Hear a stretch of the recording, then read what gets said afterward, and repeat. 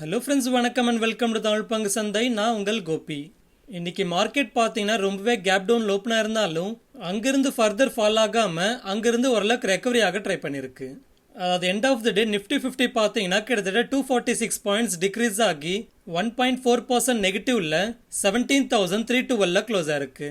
And அதுவே bank Nifty பார்த்தீங்கன்னா கிட்டத்தட்ட 710 பாயிண்ட்ஸ் டிக்ரீஸ் ஆகி 1.82% நெகட்டிவ்ல 38,276 க்ளோஸ் ஆயிருக்கு.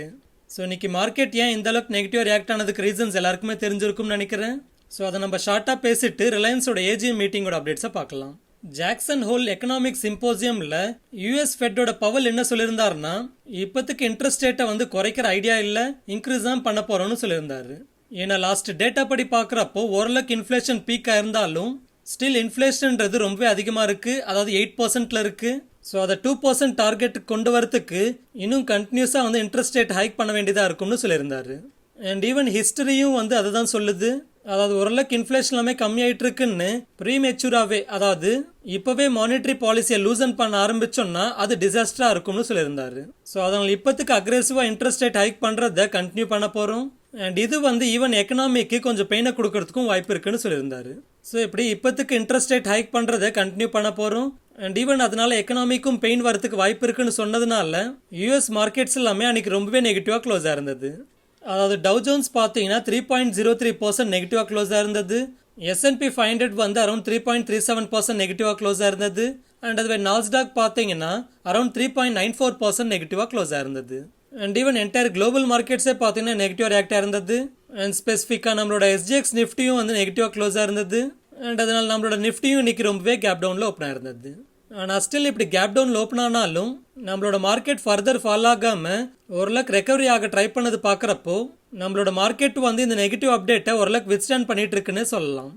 அண்ட் இன்னைக்கு நம்மளோட ஓவரால் மார்க்கெட்டில் நிஃப்டி ஐடி இண்டெக்ஸ் தான் பார்த்தீங்கன்னா ரொம்பவே நெகட்டிவாக க்ளோஸ் ஆயிருந்தது. அதாவது யூஎஸோட எக்கனாமிக் பெயின் வந்ததுன்னா அதோட இம்பாக்ட்ன்றது நம்மளோட இந்தியன் ஐடி கம்பெனிஸில் தெரியும். ஸோ அதனால தான் இன்னைக்கு நிஃப்டி ஐடி இண்டெக்ஸ் பார்த்தீங்கன்னா ரொம்பவே ஃபால் ஆயிருக்கு.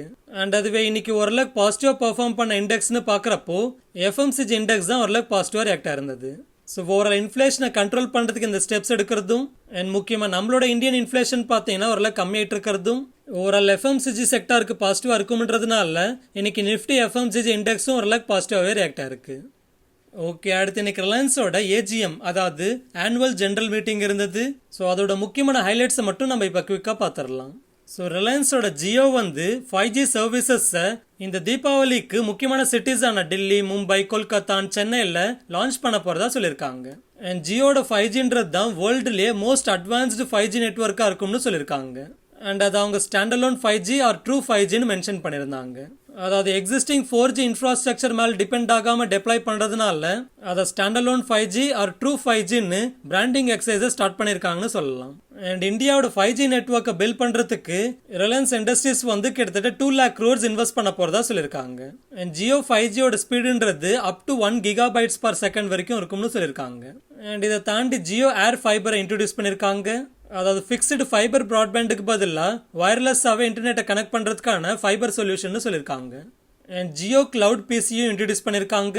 அதாவது ரொம்பவே எக்ஸ்பென்சிவான பிசியை வாங்கி ஆப்ரேட் பண்ணுறதுக்கு பதிலாக அவங்களோட ஏர் ஃபைபரை யூஸ் பண்ணி கிளவுடில் ஹோஸ்டாக இருக்கிற வர்ச்சுவல் பிசியை ஆக்சஸ் பண்ணிக்கலாம்னு சொல்கிறாங்க. அண்ட் ரொம்பவே அஃபோர்டபுளான 5G ஸ்மார்ட் ஃபோன்ஸை இந்தியாவில் லான்ச் பண்ணுறதுக்கு கூகுளோட ஒர்க் பண்ணிட்டு இருக்கிறதா சொல்லியிருக்காங்க. அண்ட் ஜியோ மார்ட் இப்போ வாட்ஸ்அப்போட டீப்லி இன்டெகிரேட் ஆயிருக்கிறதா சொல்லியிருக்காங்க. அதாவது இனி வாட்ஸ்அப் வழியாகவே ஷாப்பிங் பண்ணிக்கலாம்னு சொல்லியிருக்காங்க. அண்ட் அதுக்கான டெமான்ஸ்ட்ரேஷனும் காமிச்சிருந்தாங்க. அண்ட் ரிலையன்ஸ் இண்டஸ்ட்ரீஸ் இந்த வருஷம் எஃப்எம்சிஜி பிஸ்னஸையும் லான்ச் பண்ண போகிறதா சொல்லியிருக்காங்க. அண்ட் அடுத்த ஆயில் டு கெமிக்கல் பிஸ்னஸில் அடுத்த 5 வருஷத்தில் 75,000 crores இன்வெஸ்ட் பண்ண போகிறதா சொல்லியிருந்தாங்க. அண்ட் அதுவே கிளீன் எனர்ஜி பிஸ்னஸோட அப்டேட்ஸ்னு பார்க்குறப்போ 2023 பேட்டரி பேக்ஸோட ப்ரொடக்ஷனை ஸ்டார்ட் பண்ணுறதுக்கு எய்ம் பண்ணிட்டு இருக்கிறதாவும் 2024 10 gigawatt சோலார் ஃபேக்டரி ஸ்டார்ட் ஆக போகிறதாவும் அண்ட் அது 2026 அது 20 gigawattக்கு எக்ஸ்பெண்ட் ஆக போகிறதா சொல்லியிருக்காங்க. அண்ட் பவர் எலக்ட்ரானிக்ஸ்க்கு புது கிகா ஃபேக்டரியும் அனௌன்ஸ் பண்ணியிருக்காங்க. அண்ட் அடுத்த ஜென்ரேஷன் லீடர்ஷிப்பை பற்றி பேசுகிறப்ப என்ன சொல்லியிருந்தாங்கன்னா, ரிலையன்ஸ் ரீட்டெயிலில் இஷா அம்பானி லீட் பண்ண போகிறதாவும், ஜியோவை ஆகாஷ் அம்பானி லீட் பண்ண போகிறதாவும் அண்ட் நியூ எனர்ஜியை ஆனந்த் அம்பானி லீட் பண்ண போகிறதா மென்ஷன் பண்ணியிருந்தாங்க.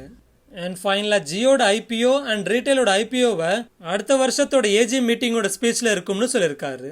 ஸோ ஓரளவு இந்த ரிலையன்ஸோட ஏஜிஎம் அப்டேட்ஸ்னு பார்க்குறப்போ ஓரளவுக்கு பாசிட்டிவாக தான் இருக்குது. ஆனால் முன்னாடி இருந்த ஏஜிஎம்ஸ் போல பிளாக் பஸ்டர் அப்டேட்ஸ்னு சொல்ல முடியாது. எனிவே இந்த ஓரல் அப்டேட்ஸ்க்கு அப்புறமா இன்னைக்கு ரிலையன்ஸோட ஷேர் ப்ரைஸ் எப்படி ரியாக்ட் ஆயிருக்குன்னு பார்க்குறப்போ மார்னிங்ல இருந்து ஏஜிஎம் நடக்கிறதுக்கு முன்னாடி வரைக்குமே பார்த்தீங்கன்னா ரிலையன்ஸோட ஷேர் ப்ரைஸ் பாசிட்டிவாக ரியாக்ட் ஆகிட்டு இருந்தது.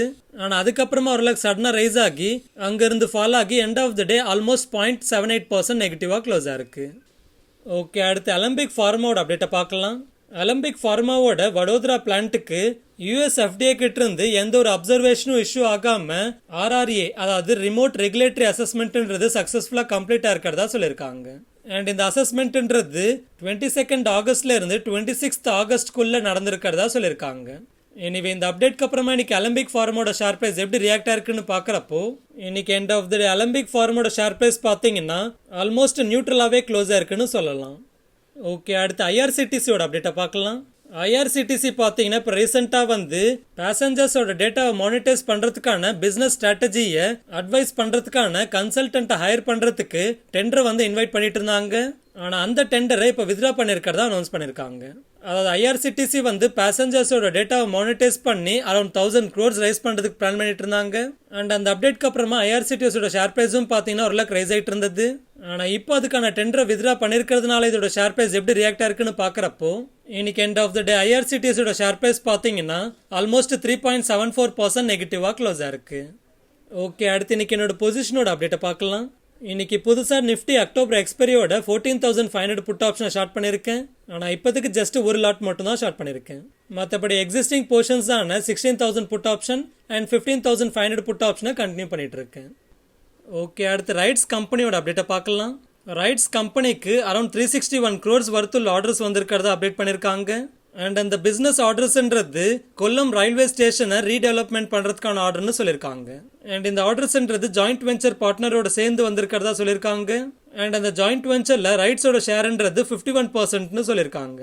எனிவே இப்படி கொல்லம் ரயில்வே ஸ்டேஷனை ரீடெவலப்மெண்ட் பண்ணுறதுக்கான பிஸ்னஸ் ஆர்டர்ஸ் வந்ததுனால இதோட ஷேர் ப்ரைஸ் எப்படி ரியாக்ட் ஆயிருக்குன்னு பார்க்குறப்போ இன்னைக்கு எண்ட் ஆஃப் த டே ரைட்ஸோட ஷேர் ப்ரைஸ் பார்த்தீங்கன்னா ஆல்மோஸ்ட் 2.69% பாசிட்டிவாக க்ளோஸ் ஆயிருக்கு.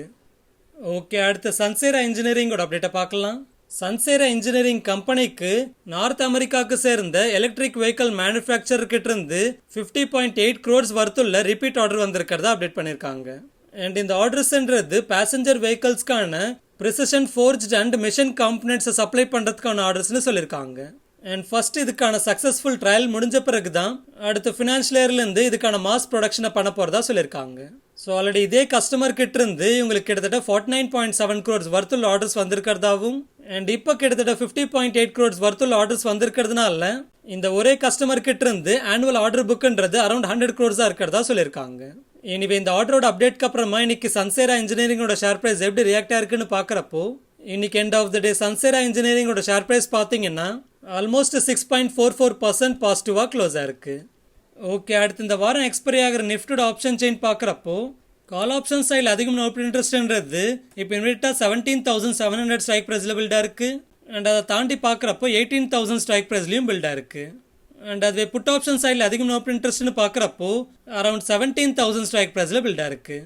ஸோ இதோட டேட்டா படி பார்க்குறப்போ அடுத்து நிஃப்டியோட எக்ஸ்பைரி ரேஞ்சுன்றது 17,000ல இருந்து 17,700க்குள்ளே இருக்கும்னு எதிர்பார்க்கலாம். ஒரு சேஃபர் சைடுக்கு 17,000ல இருந்து 18,000க்குள்ளே இருக்கும்னு எதிர்பார்க்கலாம். எனிவே நிஃப்டி எப்படி இருக்க போகுதுன்றதை நீங்கள் என்ன நினைக்கிறீங்கன்றது நம்மளோட கமெண்ட்டில் சொல்லுங்கள். ஃபைனலாக ஃப்ரெண்ட்ஸ், ஒரு சின்ன ரெக்வஸ்ட், நம்மளோட ஒர்க் அண்ட் எஃபர்ட்ஸ் உங்களுக்கு பிடிச்சிருந்து நம்மளை சப்போர்ட் பண்ணணும்னு நினச்சிங்கன்னா நீங்கள் ஃப்ரீயாகவே சப்போர்ட் பண்ணலாம். ஸோ அதுக்காக நீங்கள் பண்ண வேண்டியது நம்ம வீடியோட டிஸ்கிரிப்ஷனில் இருக்கிற நம்ம சேனலோட லிங்க் ட்ரீயோட யூஆர்எல்லை கிளிக் பண்ணிங்கன்னா ஃபர்ஸ்ட் ட்ரேடிங் ஆர் டிமேட் அக்கௌண்ட்டை கிரியேட் பண்ணுறதுக்கான லிங்க்ஸ் இருக்கும். ஸோ நீங்களோ இல்லை உங்களுக்கு தெரிஞ்சவங்களோ புதுசாக trading R demat account create பண்ணுறப்போ இந்த லிங்க்ஸை யூஸ் பண்ணி கிரியேட் பண்ணிக்கோங்க. ஆக்சுவலாக நீங்கள் டேரெக்டாக வெப்சைட்லேருந்து கிரியேட் பண்ணுறதுக்கும் நம்மளோட ரெஃபரல் லிங்கை யூஸ் பண்ணி கிரியேட் பண்ணுறதுக்கும் எந்த ஒரு எக்ஸ்ட்ரா சார்ஜஸும் இல்லை. ஸோ டேரெக்டாக வெப்சைட்லேருந்து உங்களோட அக்கௌண்ட்டை கிரியேட் பண்ணுறதை விட நம்மளோட இந்த ரெஃபரல் லிங்க்ஸை யூஸ் பண்ணி உங்களோட அக்கௌண்ட் கிரியேட் பண்ணுறப்போ நீங்கள் நம்ம சேனலுக்கு பண்ணக்கூடிய உங்களால் முடிஞ்ச சப்போர்ட்டாக இருக்கும். அண்ட் அதே போல் நீங்கள் லைஃப் இன்சூரன்ஸில் அப்ளை பண்ணணும்னு நினச்சாலோ இல்லை இன்சூரன்ஸ் கம்பெனிஸ் ப்ரொவைட் பண்ணுற guaranteed investment plans or health insurance or vehicle இன்சூரன்ஸ்னு இதில் எதில் அப்ளை பண்ணணும்னு நினைக்கிறீங்களோ அதை கிளிக் பண்ணி கூகுள் ஃபார்மை ஃபில் பண்ணுங்க. ஸோ இந்த கூகுள் ஃபார்ம் ஃபில் பண்ண பிறகு உங்களுக்கு ஃபர்ஸ்ட் வந்து அந்த ப்ராடக்டோட ஃப்ரீ டீடைல்டு எக்ஸ்பிளனேஷன்ஸ் கொடுப்போம். அடுத்து அதில் ஹேசல் ஃப்ரீ அப்ளை பண்ணுறதுக்கு ஹெல்ப் பண்ணுவோம். அண்ட் அப்ளை பண்ண பிறகும் லைஃப் லாங் உங்களுக்கான பர்சனல் சப்போர்ட் ஃப்ரீயாகவே கொடுப்போம். அடுத்து ஃப்ரீ ஃபினான்ஷியல் பிளானிங் கன்சல்டன்சி வேணும்னா இந்த லிங்கை கிளிக் பண்ணி கூகுள் ஃபார்மை ஃபில் பண்ணுங்க. அடுத்து ஸ்டாக் மார்க்கெட்டுக்கு லிங்க் ஆகாத அண்ட் அதோட வாலட்டிலிட்டி இல்லாத இன்வெஸ்ட்மெண்ட்ஸ் ஆன பாண்ட்ஸ், டெபஞ்சர்ஸ், இன்வாய்ஸ் டிஸ்கவுண்டிங்னு ஃபிக்ஸ்டு ரிட்டர்ன் கொடுக்குற இன்வெஸ்ட்மெண்ட்ஸ் பண்றதுக்கான ட்ரேட் கிரெட் ஆர் வின்ட்வெல்த்தோட அக்கௌண்ட்டை கிரியேட் பண்றதுக்கு இந்த லிங்கை யூஸ் பண்ணி கிரியேட் பண்ணிக்கோங்க. அண்ட் அதே போல கிரிப்டோ கரன்சில ட்ரேட் பண்றதுக்கான வேசிரெக்ஸ் அக்கௌண்ட் அண்ட் டாக்ஸ் ஃபைலிங் பண்றதுக்கான குவிக்கோ அக்கௌண்ட்டை கிரியேட் பண்றதுக்கும் இந்த லிங்க்ஸை யூஸ் பண்ணி கிரியேட் பண்ணிக்கோங்க. அண்ட் ஃபைனலாக நம்மளோட சோஷியல் மீடியாஸில் கனெக்ட் ஆகணும்னா, அதாவது Telegram channel, Instagram, YouTube, Twitter and ஃபேஸ்புக்கில் கனெக்ட் ஆகணும்னா இங்க இருக்கிற அதோட லிங்க்ஸை யூஸ் பண்ணி கனெக்ட் பண்ணிக்கோங்க. முக்கியமா நம்மளோட டெலிகிராம் சேனலை கனெக்ட் பண்ணிக்கிட்டீங்கன்னா மார்க்கெட் டைமிங்ல வர அப்டேட்ஸ் எல்லாமே உங்களுக்கு வந்து சேரும். அண்ட் ஈவன் ஒரு ஸ்டாக்கை பத்தி அதோட பாஸ் டேட்டா எல்லாமே தெரிஞ்சுக்கணும்னாலும் நம்மளோட டெலிகிராம் சேனல்ன்றது உங்களுக்கு ரொம்பவே யூஸ்ஃபுல்லா இருக்கும். ஃபார் எக்ஸாம்பிள், நீங்க இந்தியா புல்ஸ் ஹவுசிங் ஃபினான்ஸை பத்தி ப்ரீவியஸா என்னென்ன அப்டேட்ஸ் வந்திருக்குன்னு தெரிஞ்சுக்கணும்னா நம்மளோட டெலிகிராம் சேனலுக்குள்ள போய் பார்த்தீங்கன்னா சர்ச் பட்டன் இருக்கும். ஸோ அந்த சர்ச் பட்டனை கிளிக் பண்ணி இந்தியா புல்ஸ்ன்னு சர்ச் பண்ணுங்க. ஸோ அப்படி சர்ச் பண்ணதுமே இந்தியா புல்ஸ் ரிலேட்டடா என்னென்ன ப்ரீவியஸா அப்டேட் வந்திருக்குன்ற டேட்டா எல்லாமே இங்க லிஸ்ட் ஆயிடும். அண்ட் ஃபைனலா இந்த வீடியோ பிடிச்சிருந்தா லைக் பண்ணுங்க, சேனல் பிடிச்சிருந்தா சப்ஸ்கிரைப் பண்ணுங்க, உங்களுக்கு ஏதாவது கேள்வி இருந்தா கமெண்ட் பண்ணுங்க.